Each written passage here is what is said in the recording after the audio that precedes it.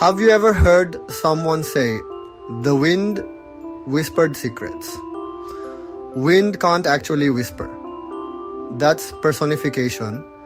Personification is a fancy word for a simple idea. It's when we give human qualities to things that aren't human. Think about it like this.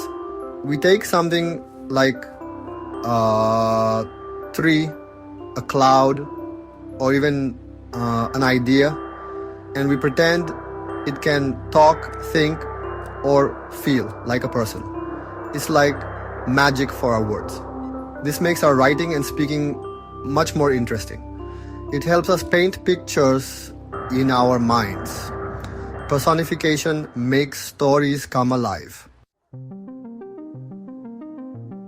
We use personification all the time without even realizing it. Think about these phrases we often say in our daily lives. The sun smiled down on us, spreading warmth and joy. Does the sun have a face? No. But this helps us feel the warmth and happiness of a sunny day, making it more relatable. My alarm clock screamed at me, jolting me awake.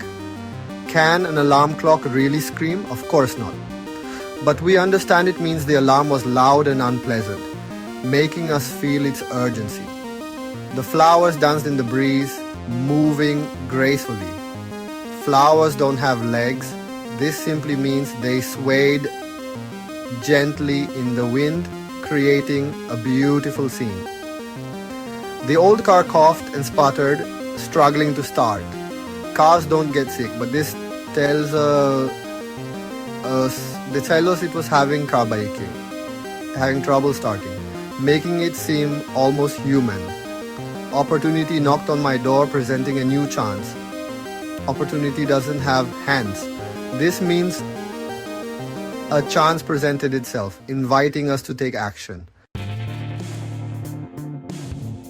Poets love using personification. It's a powerful tool that breathes life into their words. It helps them create amazing images and feelings in their poems, making the abstract tangible and the inanimate alive. Here are some famous examples that showcase the beauty of personification in poetry. The fog comes on little cat feet. This line from Carl Sandburg's poem describes the fog moving quietly and smoothly, just like a cat, creating a serene and mysterious atmosphere. The wind stood up and gave a shout.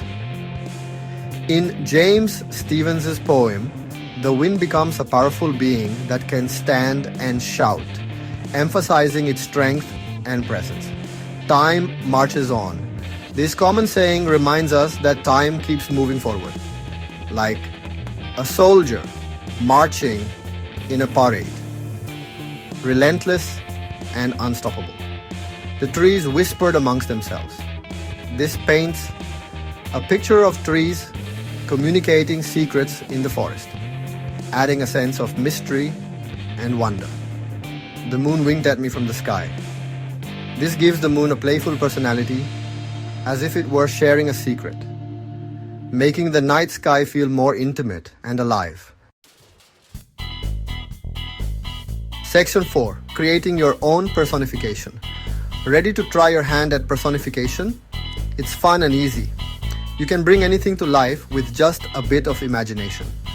First, choose something non-human. A rock, a river, a pencil, anything.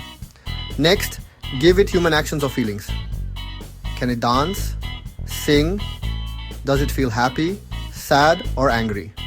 Use strong verbs. Instead of saying the tree moved, try the tree swayed or the tree danced. Here are a few examples to get you started. These will help you see how personification can make descriptions more lively.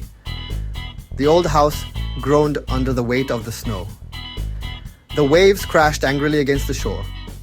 My pencil danced across the page. The stars winked at me from the night sky. Have fun with it.